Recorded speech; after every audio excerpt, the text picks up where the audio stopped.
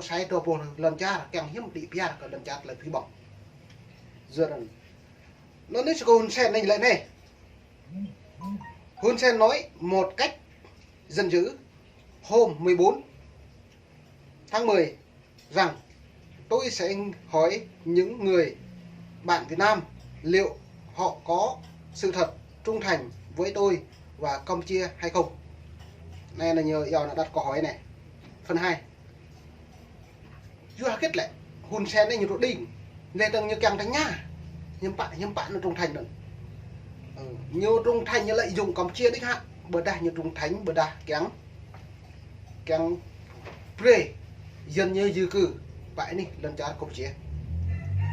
Giờ nó nói Hun Sen lại giờ ta lưu mang đáng đối lập. Có nhiều fan ánh đang biểu tình trong Hun Sen mốc bạn vẹ này. Chính thức vẹ mong Hun Sen tụ chung. Nó đặt thao lấy lần trả Việt Nam hằng Campuchia. Cái kết Việt Nam nhiều màu bỏng. Chính quyền Hà Nội này nhiều màu bỏng lần trả Campuchia. Bởi nó như bạn trục lệ hà này nạp lại là Campuchia hà này tụ rung răng lên cho lần là mà lên cái nào như quan tim mà hiếm vậy như thế nhiều nằm càng nạp là cái số nhiều pre cái nạp lại là như di cư của nó hà này lại 5.000 hộ nợ độ nó lại chỉ nhẹ và sàng hà độ tiếp hàng màu mút thầm nạp lại như giờ đồng trụ đồng ván vậy đi Campuchia lần nó lại 100.000 hết nhiều chốt mà nó lại nhiều lệ nhiều chốt là su xăm lại kẹo lại phiền là bao nhiêu sẽ nó như chốt lần là gỡ lên giờ mạng kẹo tàu như phiền đấy xị một cuộc tương kẹo hem kẹo prong như mạng bẹc lệ là cái như bố xị lên tương vớt tàu như mạng đấy xị pi trong cái năm Campuchia mạng muốn nó nhét nạp lại là phun của Campuchia một lần là nghe lên kẹo tàu dè là yêu đầm qua luật nạp mổ yêu mà tự nhủ yêu nó lại này mệt vả còn lại này mới càng ta này đấy dọn nữa mà bọc lại nhiều rung răng ồn cao lắm lượp lô bát đúng đi máu lại rung răng vậy đi không chỉ nó Hun Sen này lại nhiều độ dọn bè cần độ đặt câu hỏi độ nhà như lệ hiếm bạn các bạn ghi dầu không chỉ nhiều trùng thành thêm mà với hiếm bạn là nhiều trùng thành từ đây nhiều trùng thành lại nhiều công khai cũng nó cất nhiều ngàn lệ trong tôi công ty hoa anh như này đặt hầu này là cao su vậy đi lần trả không chỉ mang nó là này là Hun Sen như càng ép cơ hội càng tách rơi tắm lần trả bình nuôi Việt Nam bộ càng phi bỏng ta vô cách để như một cái chặn nuôi Trung Quốc tùy mút hàng nhiều này nhiều phi bỏng như làng trung thôn lấy phi bỏng lần trả Việt Nam phải thôi đi kéo cái nó bỏng lần là của bộ đối giờ nó mệt vả từ lại đây báo an ninh bởi an ninh Campuchia như máu theo tờ báo như là dầu Phnom Penh Post hôm 12 tháng 9 vừa rồi xuất hiện các thông tin cho thấy Sam Rang Si đã có cuộc gặp mặt với quan chức Bộ Quốc phòng Bộ Ngoại giao Việt Nam vào 2020 tầm đi như vậy. Duyên nó như vậy như là bướp này lại trong thì hiếm bắt như bướp Bộ Ngoại giao này lại như bướp lại chính nhố rõ về cất lại tiếp đang được lập hàng sang Hun Sen lại như giàu này lại sử dụng chỉ nhiều mùa hoặc là cái dự vừa ta Hun Sen nó Sam Rang Si nhố hẹp cỡ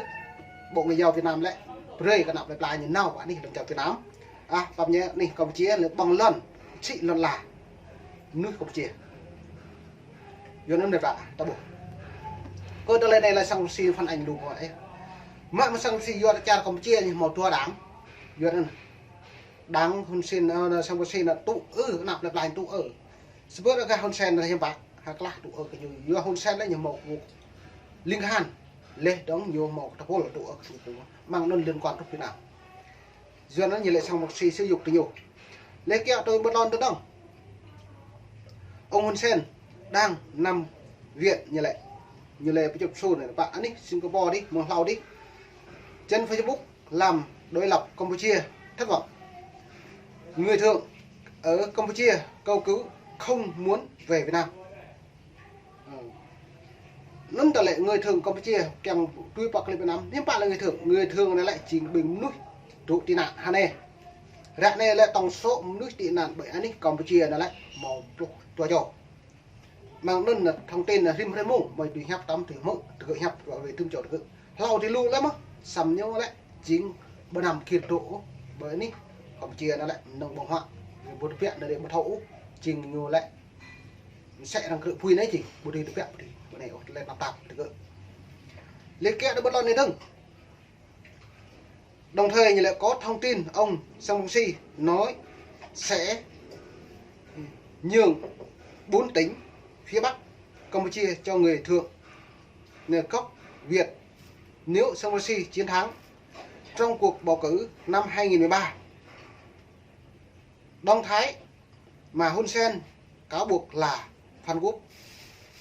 này bây giờ thấu có mệt vả có tối hàng lấy thông tin báo chí Reuters này lại nhìn về Song Si lại thì đặt ta đâu hơn tới nhủ lên trong cung cốp hàng từng có đội Hun Sen lại như dục căng vào tay như giờ nữa 4 tỉnh phía Bắc này là lệ là dừng nước bằng hàng lệ phiền quốc tế đặt ta tôi lăng tôi xem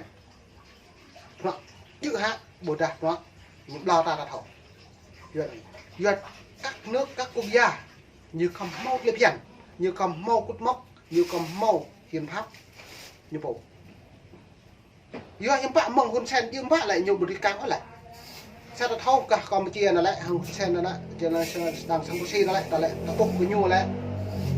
nhôm tụ ở úc đang Hun Sen nhiều càng pli khỏi tôi nhập lịch khoa cứ liên quan lại nhiều càng cao bên ta là một ba tỉnh phía Bắc đông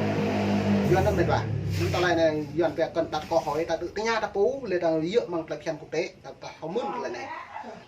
lại play lần la là quà tàng đừng đã đặt lâu đi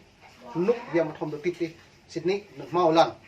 là mau lại bởi anh từ đầu Phnom Penh đến đại bị tôi lăng lịch sử ý bút bởi Phnom Penh nó lại chín nhưng mau play lại bạn hết